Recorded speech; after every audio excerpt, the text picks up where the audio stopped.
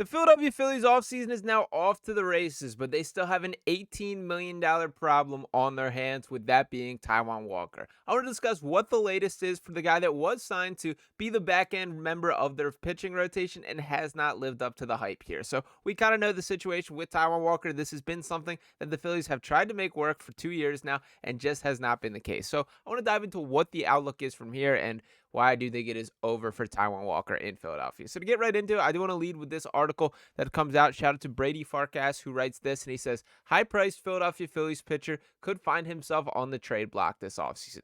Taijuan Walker still has 2 years and $36 million left on his contract, but the Phillies could be ready to move on now. And to start off with what is written, we have Walker has 2 years and $36 million left on his contract. Could the team trade him? That's not an exorbitant deal. Could Philly get an acquiring team to take on most of his salary, or would they have to eat some or most of it themselves? Furthermore, the Phillies could send Walker to the bullpen and make him a swing or multi-inning option. Given that starters don't go as long as they used to, perhaps he could serve as an effective bridge to the back end of the pen. Or does Philly bring him to spring training and see if they have an injury issue in the rotation? Do they bring him to spring training and see if someone else gets hurt around the league, then move Walker to then? So a lot of questions to be asked here. And to give kind of my thoughts on things, I have a hard time being too brutally hard on Taijuan Walker because this is not a situation where a guy is not trying his best or has been mirrored by injuries or, things aren't working out. He doesn't want to be here. It's none of those things. This guy cares. This guy tries. He simply cannot live up to what the bottom line of the contract that he signs in. And to lay that out exactly what that contract is, we are talking a 4-year contract worth $72 million that is good for $18 million per season, that he's still on the books for this season and next year, which makes this a difficult conversation to have. Now, I did think there was a world where they tried to make Taijuan Walker work as that kind of swing guy. I think that is out the window following the addition of Joe Ross, that I think he's far more likely to fill into that role. I know Spencer Turnbull has kind of walked away in free agency, although he is unsigned by another team at this current moment. But I do think the reality is Taijuan Walker, there may just not be a spot for you on this Philadelphia Phillies team. Now, what do you do because he is under contract? There's a couple other options here. Shout out to the Double Switch podcast, awesome Phillies podcast that you guys should check out. And they tweet out, Phillies are going to have to get real creative with how they move on from Taijuan Walker. A, trading away with the prospect, eat a significant portion of the $36 million remaining. B, negotiate a contract buyout. Or C, should be release him, pay 90% of his contract, 10% gets offset by a new deal. So none of those options are incredibly great. Unfortunately, when you make your bed, you got to sleep in it too, and that is the situation with Taijuan Walker. To dive into what he has brought to this team, that in 19 games last year, he pitched 83.2 innings, allowed 24 home runs, which is a ton in that. 107 hits, with 24 of those being home runs, is a ridiculous amount there. But he did have 58 strikeouts. That comes down to 11.5 hits per 9. A 7.1 ERA is some brutal stuff here. 32 years old. I don't think Ty is he's obviously not getting any younger, and I don't think that arm is improving. Now, the Phillies have kind of talked themselves in, and I give Dave Dombrowski credit for trying at the end of the season, speaking about how they have a game plan to get his velocity up, that they do believe they saw some improvement last year. He obviously was taken out of the rotation for a stretch of time, sent down to the minors, that he did have some time to work through this game plan for building up that elbow and hoping that there is some improvement from here.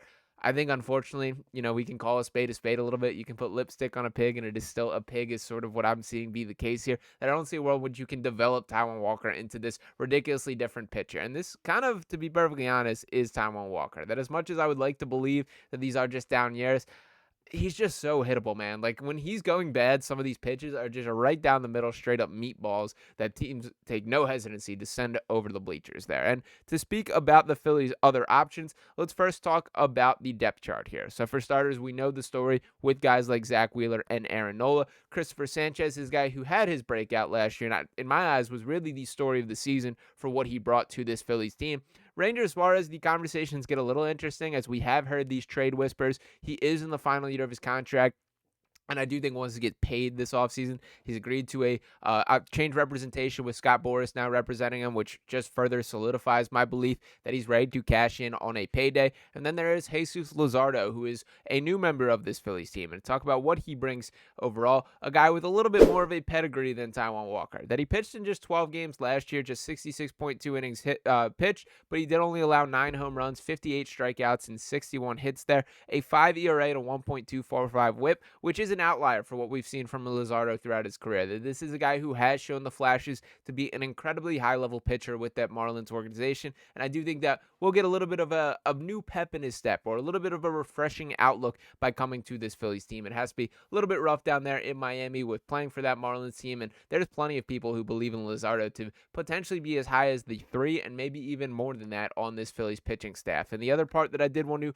call into the conversation regarding the depth chart is Andrew Painter lingering over the shoulders here. Now, we did hear a little bit from Dave Dombrowski this week, who said Andrew Painter will throw in spring training but won't pitch in games. Dombrowski said was always going to be on an innings limit coming off Tommy John, and this will push them back to a more meaningful time. Could potentially help the big league club in the second half if it goes well. And that's probably the biggest storyline that I have my eyes on heading into this season is what is the grand plan with Andrew Painter? How soon do you think he is truly going to be ready? I get that tweet mentions the second half of the year, but we have not seen a concrete timeline from a Phillies perspective.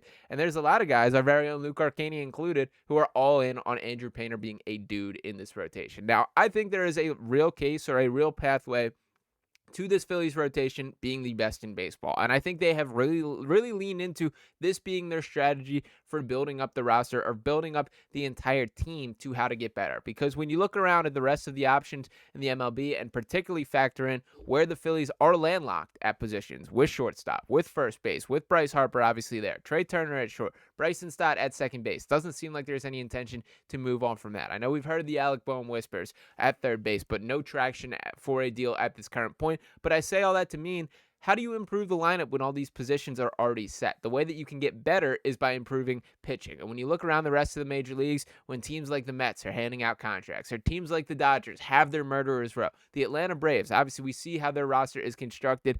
I have a tough time believing that the Phillies can add a piece that can make their lineup better than some of these teams. So what is the way that you can combat them and beat them? It's by improving the pitching staff and saying, you're not touching the guys that we have on the mound. And I do think that is the plan that they're leaning further and further into this offseason here. Now, granted, I still want to see a bat added. Don't get me wrong. I'm not saying I'm completely cool with just running it back with this team that we have last year. But I think from the Phillies organization perspective, that's sort of the thought process that they're going down, is that if we are going to take down these top dogs in the National League and across all of Major League Baseball, it's going to be with the arms that we have on the mound. We're going to have to improve and have a better pitching staff than these teams that we are facing, and we will ultimately see what the results of that are. But to talk about that as a whole, none of it involves Taijuan Walker. As if that is the plan that they're going to lean into, it cannot be with Taijuan Walker being a part of this pitching staff. Now, granted, the writing is very clearly on the wall, as you know, there are 6 guys in a 5-man rotation, and this Phillies staff has been pretty clear about their desire to not pitch in that 6-man rotation. Now, granted, I'm very much in favor of that, and if Painter is ready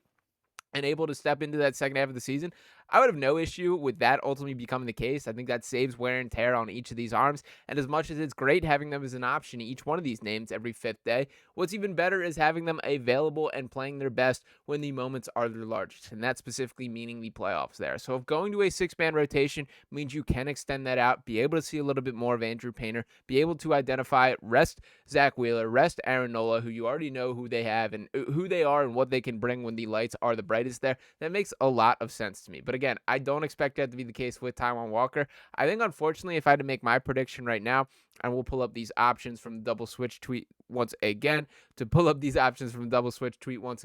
that says, out of these, the trade away with a prospect and eat a significant portion of the $36 million, negotiate a contract buyout or release him, pay 90% of his contract, and 10% gets offset by a new deal. If I had to say what I think is most likely at this point, I don't think Taijuan Walker is going to be run out of town before spring training starts. I think the Phillies will give him a fair shot, and I do believe that there is a good relationship between him and the organization. And once again, I'll point out, this doesn't make up for the lack of pitching ability that he has shown, but he was an ideal teammate through the entire playoff run. He was the first guy at the top of the stairs at the dugout, cheering on teammates, being active and everything. Those are, like, you want to reward that kind of good behavior to an extent. So I think it is fair to give him an opportunity, particularly with the fact that he is already under contract.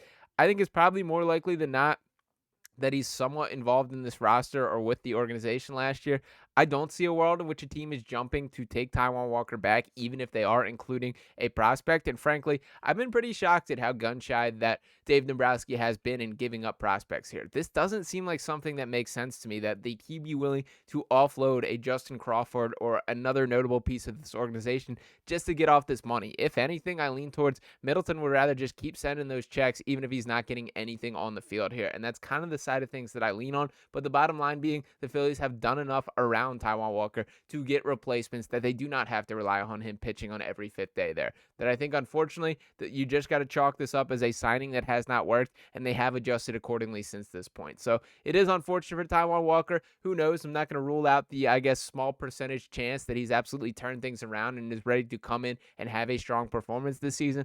But I don't think that is the best outlook to have, and I do think that the Phillies are rightfully trying to create other plans on the table there. So we'll see what happens from here for Taijuan. Wouldn't overall shock me if there is a trade, but I do think it's probably more unlikely than not at this point in time. But let me know what you guys think in the comments. Do you agree with me? And what do you think is the best plan for Taijuan Walker? He is under contract. He is on the roster. So what do you do with him at this point in time? Leave your thoughts below. As always, appreciate each and every one of you guys tuning in this video here. Merry Christmas to everyone listening out there. Make sure you're smashing that subscribe button, dropping a like on this video, and I'll be back talking to you next time right here on Phillies Digest. Peace.